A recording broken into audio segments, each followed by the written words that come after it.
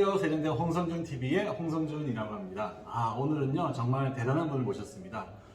제가 이분을 또 모시기 위해서요, 굉장히 또 많이 섭외도 많이 하고 했는데, 또 이렇게 어렵게 나와주셨는데요. 한번 또 소개 한번 부탁드리겠습니다. 출연자 소개 한번 부탁드리겠습니다. 안녕하십니까. 김길중이라고 합니다.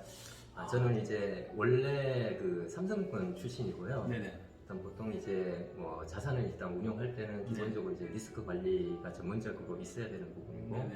또 거기다가 이제 운용에 대한 그런 뭐 소위 트레이딩이라고 해도 되고, 트레이딩이. 그런 부분에 어떤 전문성을 좀 가지고 있는, 어떻게 보면 이제 투자 전략가로 좀 보시면 될 것 같고요. 네네네. 그리고 기본적으로 이제 기업 가치 분석이라든지 네. 사업성 검토를 주로 해왔고, 네. 지금은 이제 디지털 자산 운용사 좀 설립을 위해서 좀 행보를 좀 하고 있는 상황이에요. 그래서 지금 네. 시스템 트레이딩을 주로 이제 전문적으로 좀 하고 있는 상황입니다. 네. 그래서 제가 이제 삼성증권 이 정도면 굉장히 또 어렵지 않나요? 이를 들어가려면 굉장히 어렵지 않나요? 예, 들어가는 문턱은 굉장히 힘들죠. 힘들어요. 예, 예. 오. 당연히 이제 네. 삼성증권이라는 네. 데에는 사실 들어가긴 좀 힘들어요. 예.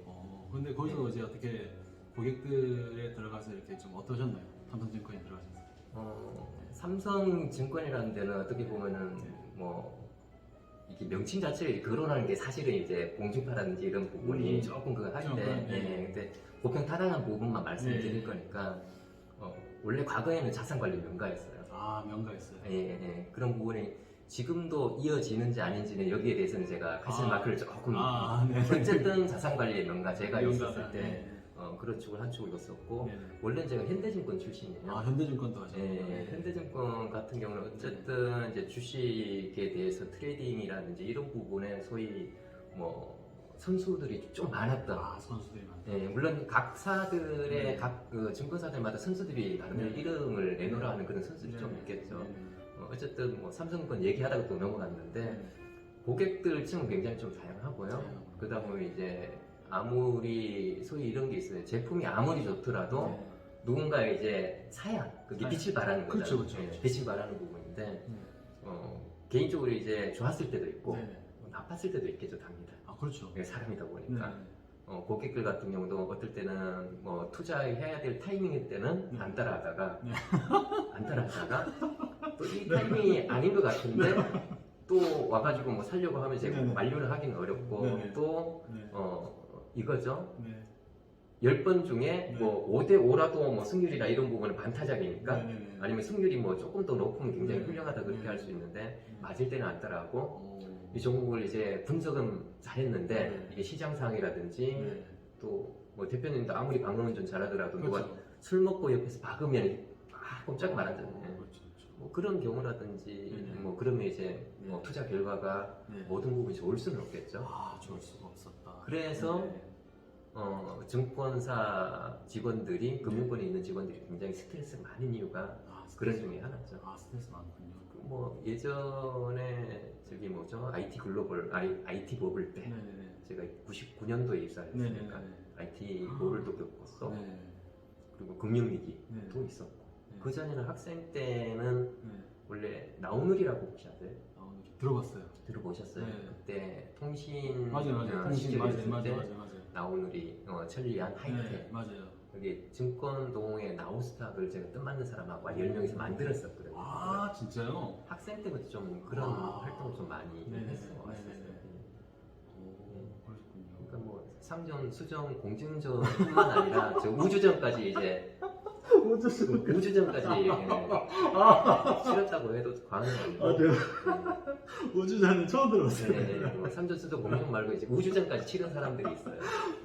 그러니까 아주 큰 나락은 아니더라도 좀 보통 이제 이 바닥까지 좀 봐야 이제 뭔가를 깨닫는 그런 부분들이 있잖아요, 인생에서. 아주 밑바닥은 아니더라도 저도 이제 약간의 바닥은 좀 닿다가 이제 올라온 사람이라서. 올라오셨군요, 다시. 그래도.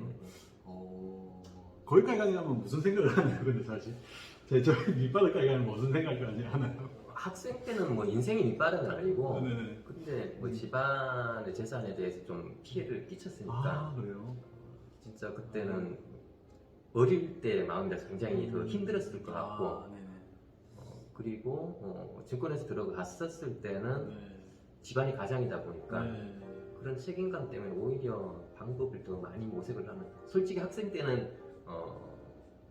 합리화를 좀 시켜가지고 그렇죠, 그렇죠. 고시원에 들어갔었죠. 키워나고 그렇죠, 고시원에 이제 핑계는 이제 공부하러 들어간다는 핑계인데 그렇죠, 그렇죠. 원래부터 이제 그 주식이라는 쪽에 되게 열정이 많았던 사람. 많이 열심히 하셨군요. 어느 누구보다 굉장히 열정이 좀 많았던 사람 중에 한 명이에요. 주식 쪽에. 그러다 보니까 90 몇 년도부터 했나 제가 94년도부터 했나 주식을요? 네.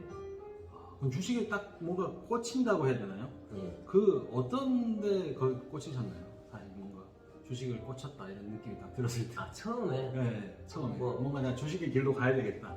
꽂혔다는 네. 느낌보다 네. 뭐 어쩔 수 없는 상황이라고 봐도 되는데 그때 이제 제가 그 당시에 소위 방이라고 해야 되나 기관병 현역 말고 네네네. 지금 뭐 공익도 있고 그렇죠, 뭐 여러 가지 그렇죠, 그렇죠. 있는 걸로 알고 네네. 있는데 그 당시에 이제 제 위에 있었던 분이 네네. 제가 회계학 전공을 하니까 자꾸 주식을 물어보더라고요. 예. 뭐 이게 뭐 재무제표가 이런데 그렇죠, 그렇죠. 이거 가치가 어느 정도 되는지 그렇죠, 그렇죠. 물어보시고 해서 그때 그게 조금 관심이 조금 있었는데 제 생일 때 이제 돈을 좀 과도하게 썼어요. 사실은 그렇게 큰 그건 아닌데 네. 그렇게 쓴 적이 없으니까 그렇죠. 뭐 10몇만 원이 큰 그렇죠. 돈은 아니잖아요. 그렇죠, 근데 그렇죠. 어머님 맞아요. 어머니 입장에서는 애가 용돈도 되게 아껴 쓰고 뭐도 쓰고 굉장히 그런 그렇죠, 그렇죠. 그러니까 좀 인상 자체가 되게 모범적으로 생겼잖아요. 맞아요. 인상만은. 네, 맞습니다. 예. 근데 갑자기 10몇만 원을 쓴 거예요. 그 네. 당시에 네. 학생 때. 그러니까 어머니가 용돈을 다 끊으셨거든요. 그래서 제가 어머니한테 제가 그 맡겨놨던 네. 세뱃돈 다 달라. 네. 예. 미치겠다. 그걸 이제 소위 말하는 네. 금액은 크지 않아요. 네. 끝에야 뭐 얼마 안 되는데 네. 소위 말하는 그 이제 주식에 입문하는 그 그렇죠. 자금이 된 거고 그 사건이 계기가 돼서 네. 주식 쪽에 이제 본격적으로 투자를 하게 된 거죠. 그래서 처음에 주식은 얼마나 투자를 하신 거예요? 그때 금액이 네. 100만 원치 안 됐을 거예요. 100만 원치. 그 당시에 뭐 네. 세뱃돈 뭐 모아서 그렇죠, 그리고 좀 저희 집안이 부유한 집안은 아니거든요. 그럼 뭐 세뱃돈을 뭐 그렇죠. 몇 학년 때부터 모아봤자 얼마나 되겠어요? 근데 그거를 네. 진짜 그 받은 걸 진짜 세뱃돈 받은 거를 가지고 네. 주식을 하시. 근데 어떤 주식 정보는 어떻게 받으신 거예요? 주식 정보. 그거는 이제 네. 제가 그냥 직접 분석을 하는 거죠. 오, 야, 몇 살 때요? 그러니까 뭐죠? 20살, 21살? 21살, 2살? 21살 때 어떻게 분석을 해요? 기업 분석을 할 줄 아니까. 와, 대박이다.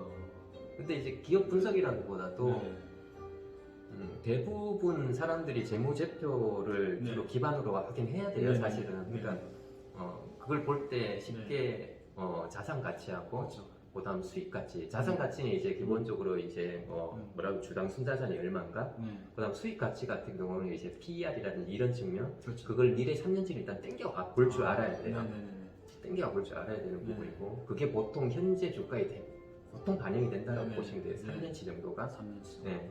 이게 수익 가치예요. 수익 가치. 그다음에 성장 가치는 뭐냐면은 미래의 이 아이템이라든지 이 산업이라든지 이런 그 뭐라고 하죠? 회사 자체가 성장을 어느 정도 할 수 있다는 그런 인사이트적인 소위 네. 말하는 표현이 이게 맞을지 모르겠는데 약간 감 비슷한 거 있죠? 감이 있어야 된다. 감 비슷한 거. 감이 있어야 된다. 네, 여러분. 그런 부분이 네. 자, 자산 가치, 네. 수익 가치, 네. 성장 가치 네네. 여기다가 경험 가치라는 거. 경험 가치까지 들어가야 된다. 요걸 조금 네. 분리하게 되면은 네. 이제 정량적 분석과 정성적 분석 이렇게 들어가요. 정량 분석, 정성적 네. 분석. 그러니까 정량 분석만 대부분 나름대로 뭐 당연히 이게 재무제표 분석할 줄 알면 당연히 할 수가 있죠. 그렇죠. 근데 주가는 미래의 꿈을 먹고 사는 애들이라 가지고 이 정량 분석은 한계가 엄청 많아요. 엄청 많다. 그러니까 사실 정량 분석만 하려면 분석 자체를 안 하는 게 좋아요. 네네. 그냥 예를 들어서 그냥 뭐 배당 투자 정도 하겠다. 그러니까 1년에 진짜 뭐라고 배당 투자 비슷하게 한 5%에서 그러니까 10% 이상의 기대 수익을 바라면 힘들고 네네. 정량치 분석만 가지고 네네. 그러니까 결과가 그렇다는 게 아니라 그렇죠. 기본적인 아, 그 마인드 자체가 그렇게 네. 들어가야 된다. 그렇군요. 야, 그렇게 이제 시작을 하셔야 되겠군요. 예. 그런데